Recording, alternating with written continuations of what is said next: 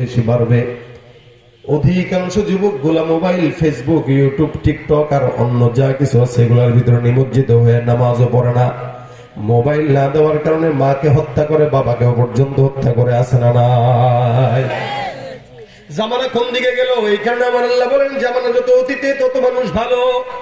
আমাদের দেশে কিছু মানুষ আছে যারা আগের কালের জামানার আল্লাহওয়ালা বুজুর্গদেরকে গালি দেয়। এরা অতীতের বুজুর্গদেরকে গালি দিয়া বলে এরা ইসলাম বুঝে নাই। মনে রাখবেন, তারা ইসলাম না বুঝলেও তারা নাফরমান ছিল না। আর আমরা বেশি জ্ঞানী হওয়ার কারণে শয়তানের মতো জ্ঞানী হয়ে গেছি, ঠিক কিনা? এ ভাইরা আমার, এই কারণে গুনাহগার বান্দা সবাই আল্লাহর সঙ্গে তাআল্লুক দরকার আছে না নাই?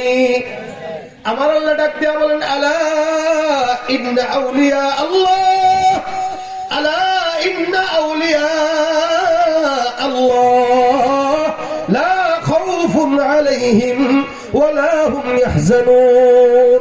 মনে রাখবা, যারা আল্লাহর বন্ধু হয়ে যায়, আমার আল্লাহ ডাক দিয়া বলে দুনিয়ার জমিনে এদের কোনো ভয় নাই, আখিরাতে যাওয়ার পর জাহান্নামে যাওয়ার কোনো টেনশন এদের থাকবে না। সুবহানাল্লাহ। খালি একটা জিনিস, বন্ধু হয়ে গেলে আল্লাহ পাকের সঙ্গে বন্ধুত্ব করা। দুনিয়াতে অনেক মানুষের সঙ্গে বন্ধুত্ব করে দেখছেন তো, 16 বছরের ক্ষমতাসীন সরকারটাও তার থাকবেন, আপনাকে ডাকা লাগবে না, বরং আল্লাহ নিজে বলেন আমি নিজে আসমানে এসে হালা মিন মুস্তাগফির, এমন কোন চানেওয়ালা আছো, চাও আমি আল্লাহ দেওয়ার জন্য বসে আছি। এটা আল্লাহ বলে। দুনিয়ার এমন কোন চেয়ারম্যান নেই যে আপনার জন্য বারবার বলবে ভাই নে, আছে। দুনিয়াতে একজন মেম্বারের কাছে, এমপির কাছে বারবার যদি যায় বলেন ভাই মেয়ের বিবাহের জন্য 50,000 টাকা দেন, আবার কিছুদিন পরে যায় যদি বলেন ভাই রে মেম্বার সাহেব কতদিন আগে 50,000 টাকা দিলেন, এখন আবার দরকার, নাতি হয়েছে, মিষ্টি খাওয়াবো। একবার, দুইবার, তিনবার, চারবার, 5বার, 10 বার যখন দিবেন, চাবেন, মেম্বার খুশি হয় না বেজার হয়? বেজার হয়। এ মুসলমান, আমার আল্লাহ পাক রব্বুল আলামিন এমন একজন মালিক, এমন একজন বন্ধু। হাদিস শরীফে পয়গম্বর বলেন, কোন ইমানদার মুমিন বান্দা যদি আমার মাওলাকে না ডাকে, আমার আল্লাহ ওই বান্দার উপরে রাগান্বিত হয়ে যায়। সুবহানাল্লাহ। এটা হলো আমার আল্লাহর বৈশিষ্ট্য, বন্ধুত্বের বৈশিষ্ট্য। মায়ের পেট থেকে নিয়ে এই পর্যন্ত এখনো বাঁচায় রাখছেন কে? দল নাকি আল্লাহ? জোরে বলেন কে?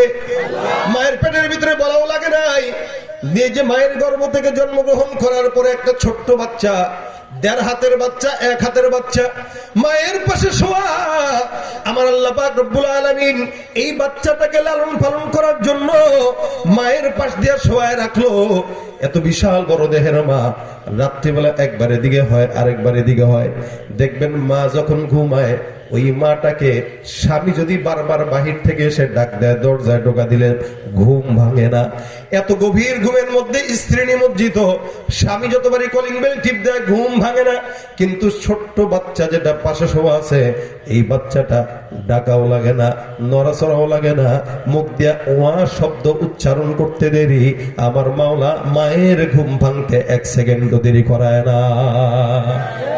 আচ্ছা, অনেক সময় তো এরকম হয় যে সন্তান এরকম আছে। আমাদের বাচ্চা যখন, আমার বাচ্চা যখন ছোট ছিল, দুধের বাচ্চা ছিল, তখন ভয় লাগতো। মাঝে মাঝে লাফ দিয়ে উঠে দেখতাম যে আল্লাহ জানে আবার বিবির হাতটা সন্তানের গায়ের উপরে পড়ে আছে কিনা, চোখের উপরে পড়ে গেছে কিনা, নাকের উপরে পড়ে গেছে কিনা, যদি দম বন্ধ হয়ে মারা যায়। কিন্তু বলেন তো এরকম কোন ইতিহাস আছে? যদি এটা হইতো তো আমরা কেউ বাঁচতে পারতাম না। আল্লাহ পাক এই মাটাকে এপিট ওপিট করায়, কিন্তু বাচ্চা, মা বাচ্চা আর একসাথে থাকে, মাঝখানে কোনো কাপড় থাকে না, কোনো বালিশ থাকে না, কোনো হায়াল থাকে না। এরপরেও আল্লাহ পাক এই বাচ্চাটার জন্য 1 বিন্দু পরিমাণ আল্লাহ পাক বাচ্চার থেকে সরে না। মা এদিক সেদিক হইলেও আল্লাহ পাক ঘুমের মধ্যেই মাকে হেফাজত করে, বাচ্চাকেও হেফাজত করে দেয়। এই বন্ধুত্ব জন্ম থেকে নিয়ে নয়, মায়ের পেট থেকে নিয়ে আল্লাহ পাক মৃত্যু পর্যন্ত নয়, বরং কবর নয়, জান্নাত পর্যন্ত বান্দার সঙ্গে আল্লাহ পাক বন্ধুত্ব টিকায় রাখে। একদম মায়ের পেট থেকে নিয়ে কি পর্যন্ত? জান্নাত পর্যন্ত। আমার আল্লাহ পাক রব্বুল আলামিন এত বড় বন্ধু, যেই বন্ধুত্বের কারণে আল্লাহ পাক রব্বুল আলামিন বান্দাকে এত মহব্বত করে বানাইছেন। সারা জমিনের ভিতরে আসমান জমিন যা দেখা যায়, আসমানটাকে আল্লাহ পাক আদেশ দিয়ে বানাইলেন, জমিনটাকে আদেশ দিয়ে বানাইলেন। পাহাড়কে আদেশ দিয়া বানাইলেন। সবকিছু ইন্নামা আমরুহু ইযা আরাদা শাইআ আইয়াকুলা লাহু কুন ফায়াকুন। আসমান জমিন যা কিছু দেখা যায় সব আমার আল্লাহ পাক রব্বুল আলামিন আদেশ দিয়া বানাইছেন। কিন্তু আপনার মতো আমার মতো বান্দা, আল্লাহ বলেন আমার বন্ধু যে হবে ওই বান্দাকে আমি আল্লাহ পাক আমার ফেরেশতাদেরকে দিয়া আদেশ দিয়া বানাবো না। আমার আল্লাহ পাক রব্বুল আলামিন ওই বান্দাটাকে সুন্দর করে নিজের কুদরতের হাত দিয়া লেপে লেপে আল্লাহ পাক বানায় দিছে। আল্লাহ বলেন ইয়া বানি আদম খালাকতুকা বিয়াদাই, বনি আদম সবকিছু আমি আলাদা আলাদা করে বানাইলে ফেরেশতাদের মাধ্যমেও তোমার মতো বান্দাকে আমি আমার নিজের কুদরতি হাত দিয়া বানায় দিছি। সুবহানাল্লাহ।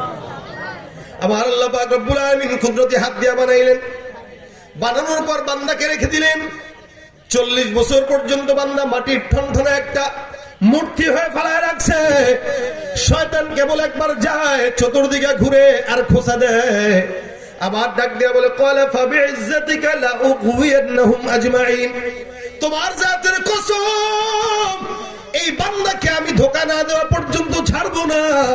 আমার আল্লাহ পাক রব্বুল আলামিন বলে বান্দারে তোকে ধোঁকা দেওয়ার জন্য শয়তান আমি আল্লাহর কাছে ওয়াদাবদ্ধ, কিন্তু পারবে না। কারণ ইল্লা ইবাদাকা মিনহুমুল মুখলাসিন, সব বান্দা তো সমান না। কিছু বান্দা দোকানপাট বন্ধ করে দ্বীনের মজমা শোনার জন্য বসবে। আমার আল্লাহ পাক ডাক দেয়া বলেন তারাই হলো আমার বন্ধু। এই বন্ধুদেরকে দুনিয়াতেও হেফাজত করব, জাহান্নাম থেকে জান্নাত পর্যন্ত নিয়ে যাওয়ার দায়িত্ব আমি আল্লাহ।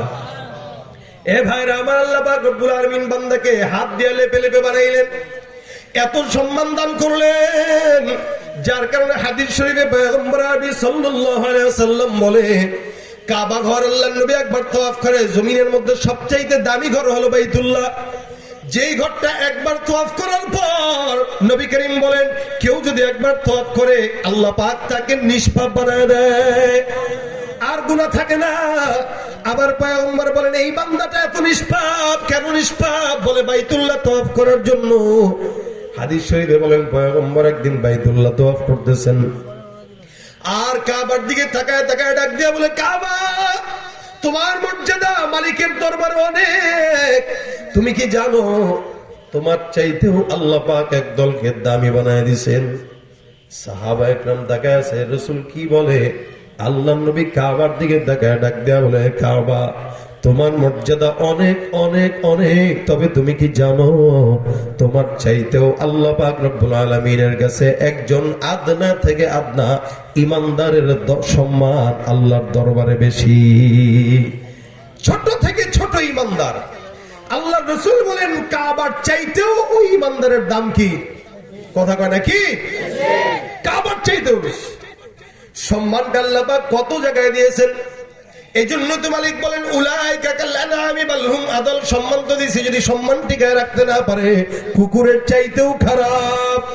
সম্মান যদি টিকায় রাখতে না পারে জানোয়ারের চাইতেও খারাপ। সম্মান টিকায় রাখতে না পারলে হায়াওয়ানের চাইতেও খারাপ। উলাইকা কাল আনআম বাল হুম আদাল উলাইকা হুমুল গাফিলুন। আমার আল্লাহ পাক ডাক দিয়া বলেন জমিনের মধ্যে যত বান্দারা দেখা যায় নামাজের জন্য আমি আদেশ দিলাম কিন্তু নামাজ পড়ে না, রোজার জন্য আদেশ দিলাম রোজা রাখে না। আল্লাহ পাক ডাক দিয়া বলে গরুর মতো, কুকুরের মতো, হায়াওয়ানের মতো, শুয়োরের মতো। একটা কুকুরের উপরে নামাজ ফরজ নাই, একটা মানুষের উপরে নামাজ ফরজ, কিন্তু মানুষ নামাজ পড়ে না, কুকুরও নামাজ পড়ে না। আমার আল্লাহ বলে যেই জিনিসটা তুই আদায় করস না, একটা কুকুর আদায় করে না, ওই জিনিসটা তুই না আদায় করার কারণে তোর মধ্যে কুকুরের মধ্যে কোনো তফাৎ নাই। উলাইকা কাল আনআম, এগুলো সব গরু ছাগলের মতো। বালহুম আদল, বরং তার চাইতেও নিকৃষ্ট, তার চাইতেও খারাপ। এলাকার মধ্যে যত চাঁদাবাজি করছে মানুষ করছে না কুকুর করছে? আপনাদের এলাকায় আগে চাঁদাবাজি ছিল, এখন আছে না? এখনো আছে। আপনারা মনে করেন না স্বৈরাচারী সরকার বিদায় হয়েছে চাঁদাবাজি কমছে? এক দল বিদায় হইলেও আরেক দল ওত পেতে লেগে আছে কেমনে চাঁদাবাজি করবে। সুতরাং চাঁদাবাজ, সন্ত্রাস, রাহাজানি ততক্ষণ বন্ধ হবে না যতক্ষণ ইসলামী শরিয়া মোতাবেক দেশ না গঠন হবে। এটা মাথায় রাখেন। খালি এক দলকে নামায় আরেক দলকে বসাইলেন, সন্ত্রাসীও কমবে না, চাঁদাবাজিও কমবে না, দুর্নীতিও কমবে না,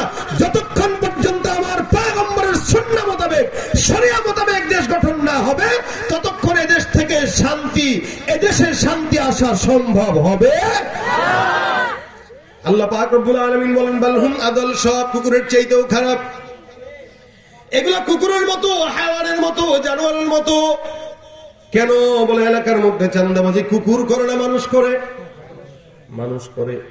জেনা ব্যভিচার করে গে মানুষ না কুকুর? ঘুমায়, এরা বসে বসে ঘুমায়। কে করে?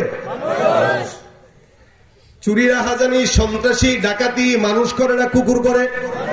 আমার আল্লাহ ডাক দেয়া বলে বালহুম আদল, সব গরু ছাগলের মতো, সব কুকুরের মতো, সব হায়াওয়ানের মতো। কেন হায়াওয়ানের মতো? বলে যেই কাজটা হায়াওয়ান নিজে করে না, যেই কাজটা কুকুর নিজে করে না, যেই কাজটা শুয়োর নিজে করে না, আল্লাহ বলে ওই কাজটা তুমি মানুষ হয়ে করার কারণে তুমি তো কুকুর শুয়োরের চাইতেও অনেক খারাপ। ঠিক না? এই জন্য ভাইয়ের আমার, মানুষ চেহারা অনুযায়ী দেখলেই মানুষ বলা যায় না। সুরাতান তো মুসলমান, সুরাতান তো মানুষ সবাই, কিন্তু ভিতরে ভিতরে পশুর চাইতেও খারাপ আছে না নাই? চেহারাটা দেখতে ভালো,